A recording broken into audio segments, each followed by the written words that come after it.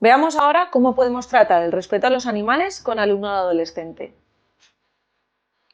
La adolescencia es una etapa de profundos cambios a nivel personal. ¿Qué recuerdos tienes de esa época de tu vida? ¿Conociste alguna injusticia social que te marcara especialmente, quizás en los años posteriores? Lo cierto es que la adolescencia es una etapa donde nuestro entorno puede influirnos enormemente. En un mundo de redes sociales, de influencers y de un constante bombardeo de información, la mayor parte de las veces sin procesar, nos convertimos en personas vulnerables y fácilmente influenciables. Es por eso por lo que buscamos la consolidación de referentes y también buscamos patrones de comportamiento que, de un modo u otro, afectarán a nuestra forma de ser y de entender el mundo. Por eso, en esta etapa de la vida adquiere verdadera importancia desarrollar el pensamiento crítico, del que ya hemos hablado en vídeos anteriores. Hay estudios que muestran que es en esta etapa cuando más posibilidades tenemos de cuestionarnos la sociedad. Antes de los 11 años más o menos, la capacidad de cuestionarnos la sociedad suele estar poco desarrollada.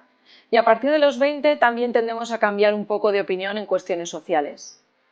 El pensamiento crítico nos permite cuestionarnos costumbres, hábitos y actitudes independientemente de si estamos acostumbradas a ellas. Ante un determinado tema podremos escuchar las distintas posturas y valorar de la forma más objetiva posible cuál se asienta en mejores argumentos. Recuerda ahora lo que comentábamos en el vídeo anterior, aquello de que en función de cómo categorizábamos a los animales, como animales de granja, salvajes o de compañía, les otorgábamos después un determinado grado de reconocimiento de sus necesidades, el grado de reconocimiento de su sintiencia y condicionaba también si sentíamos más o menos empatía hacia ese animal. Una sencilla práctica filosófica que podemos hacer es la siguiente. En primer lugar, nos preguntamos, si pudieras elegir qué animal no humano querrías ser, ¿cuál elegirías? Les dejamos un rato para pensar y a continuación pediremos que formulen dos argumentos para apoyar su elección. Después haremos la pregunta contraria. Si pudieras elegir qué animal no humano de ninguna de las maneras querrías ser, ¿cuál serías? Dejaremos también un rato para la reflexión y para formular otro par de argumentos. Haz si quieres tú ahora mismo el ejercicio y verás que las conclusiones pueden darnos bastante información.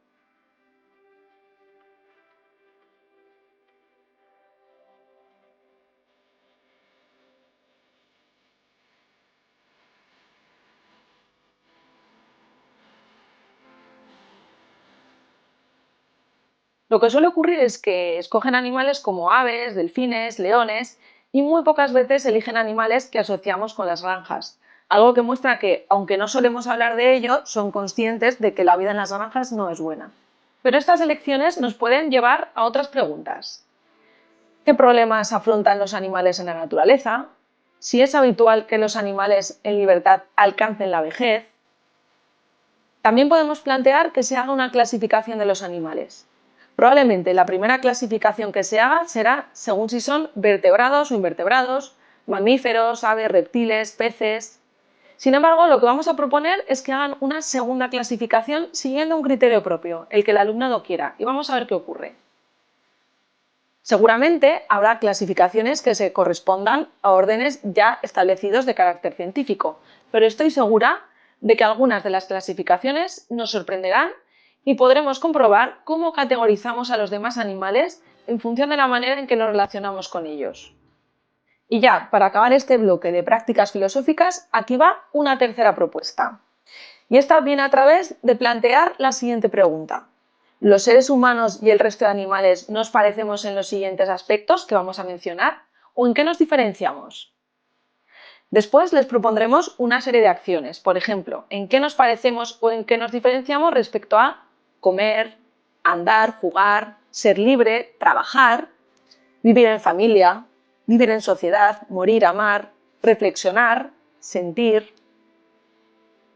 Si os fijáis, lo que estamos haciendo con estas prácticas filosóficas es reflexionar acerca de nuestra relación con los demás animales y nuestra forma de considerarlos. Con este tipo de prácticas muy probablemente veremos cómo la manera en que percibimos la realidad determina cómo pensamos sobre esa realidad y en definitiva influye en nuestras conductas y en nuestras acciones. Por eso insistimos tanto en que generar pensamiento crítico es la clave. Así que, visto este tipo de actividades que nos parecen el pilar fundamental para trabajar el respeto animal con adolescentes, podemos adentrarnos también en temas vinculados con el sufrimiento animal más del día a día, más de la actualidad. ¿Qué temas podemos tratar? Pues son muchos, pero por ejemplo, el abandono y el maltrato animal, investigando pues, sobre cuántos animales fueron recogidos el año pasado por las protectoras. También podemos investigar sobre comportamientos, habilidades, capacidades en los demás animales, cómo los demás animales expresan las emociones, cómo se manifiestan.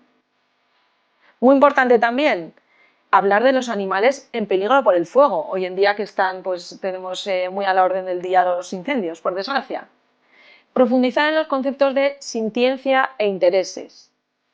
También podemos reflexionar sobre costumbres culturales que implican el uso de animales en espectáculos en diferentes puntos del mundo. Interesante pensar en tendencias en el consumo de animales en diferentes puntos del planeta, pero también en futuras tendencias en la alimentación respecto al consumo de animales, es decir, cómo nos alimentaremos en el futuro. También, de otra forma más práctica, podemos pensar en manualidades que puedan ayudar a los animales que viven en el medio salvaje. Y, por supuesto, investigar en diferentes formas de explotación animal, sobre cómo viven los animales en las granjas y en otros lugares similares. Y también sobre la pesca, en qué consiste, cuáles son sus consecuencias, cómo la padecen los peces, los demás animales marinos. Es decir, aquí lo que hemos planteado son una serie de sugerencias en las que se trata de que como docentes nos demos cuenta de que la forma más habitual de conocer a los animales suele ser memorizando las características que encontramos en los libros de texto, pero pocas veces nos cuestionamos si los tratamos bien o mal.